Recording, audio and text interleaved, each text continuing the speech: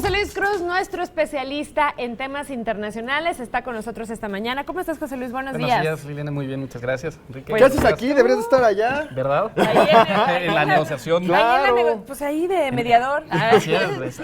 Pero cuéntanos, José Luis, De- porque están en esta segunda ronda, hoy se terminan, estuvieron aquí en la Ciudad de México.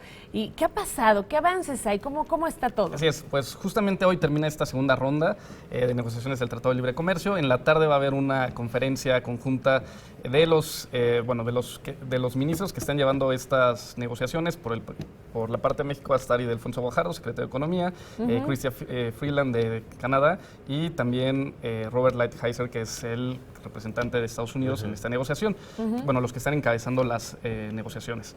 ¿Qué temas se vieron? Temas nuevos de modernización del Tratado de Libre Comercio de América del Norte, que son generalmente los temas de comercio electrónico que ya se habían negociado anteriormente en el TPP y que, bueno, estos no tienen mayor problema.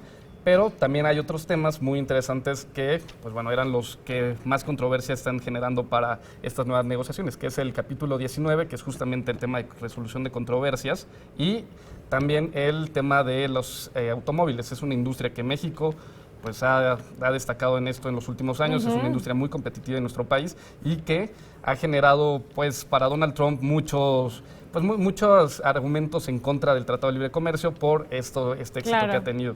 Y pues bueno, ¿qué esperamos de esta que se anuncia hoy en la tarde? Se va a hablar seguramente de los temas de comercio electrónico, el tema de automóviles, de contenido de origen y también el de...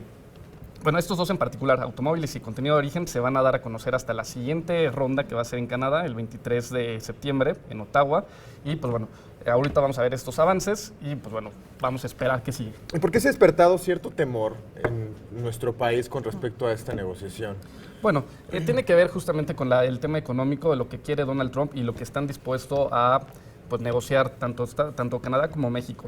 ¿Qué quiere Donald Trump? Aumentar el contenido de origen de los bienes manufacturados, en particular de los automóviles en la zona del NAFTA. Actualmente es del 62%, del 62% esta negociación de este contenido de los automóviles, y lo que quiere Donald Trump es que se llegue a un 35% en las reglas del NAFTA para que sean parte del tratado. Sí. O sea, 35% de las piezas tienen que ser hechas en Estados Unidos, lo cual pues afecta a la industria, afecta la competitividad y sobre todo afecta a las cadenas que existen actualmente. Sabemos que los automóviles se fabrican en los 3 países, en México, en Estados Unidos y Canadá, y pues bueno, ese es un tema que está sobre la mesa. También el tema de los salarios, que ha sido para Donald Trump un punto muy importante en su campaña y también en las negociaciones. ¿Qué quiere tanto Estados Unidos como Canadá? Que México aumente sus salarios, que aumente los salarios mínimos, porque para ellos resulta como una cierta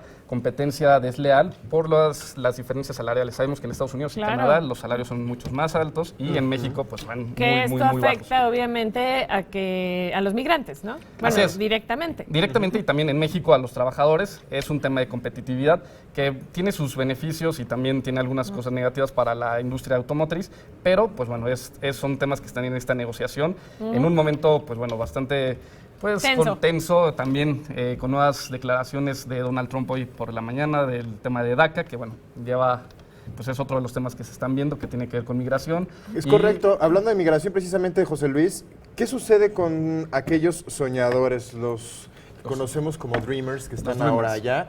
Y después de todas estas negociaciones del Tratado de Libre Comercio y de la situación entre México y Estados Unidos, ¿en qué posición se encuentran ahora? Sí, justamente el tema de los Dreamers junto con otras, pues bueno, temas de política internacional, y tanto política interna, afectan estas negociaciones del NAFTA. Justamente hoy se espera que haya una declaración, una rueda de prensa del fiscal general de Jeff Sessions sobre el tema de DACA para ver qué va a pasar con este programa Acción Diferida, que es un programa que daba a los inmigrantes que habían llegado a Estados Unidos menores de 16 años la posibilidad de tener un permiso de trabajo, de estar en Estados Unidos teniendo un número de seguridad social, una licencia de conducir y sobre todo no estar no estar escondidos, les daba estas oportunidades y que ahora, de acuerdo a las declaraciones de Donald Trump, pues bueno, estamos viendo que posiblemente se termine este programa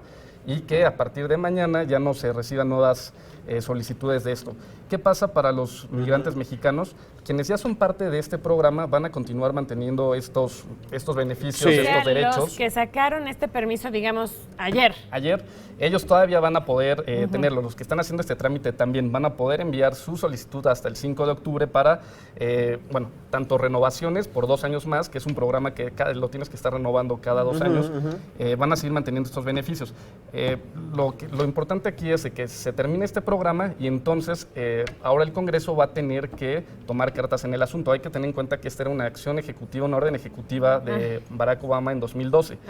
Por eso Donald Trump puede eliminarla de un plumazo, pero el Congreso ahora tendrá que ver qué va a hacer con estos 800,000 beneficiados del programa DACA y sobre todo proponer una reforma migratoria, que es un tema que ha estado pendiente en Estados Unidos. En 2013 se hizo una propuesta entre los dos partidos, la cual no prosperó, pero pues bueno, esto pone otra vez en la agenda el tema internacional y sobre todo el tema de la migración. Debe de haber un camino hacia la legalización, hacia tener un estatus legal de ciudadanía para los inmigrantes. Y pues bueno, esta es una oportunidad para que sea muy claro cuál es el camino a seguir.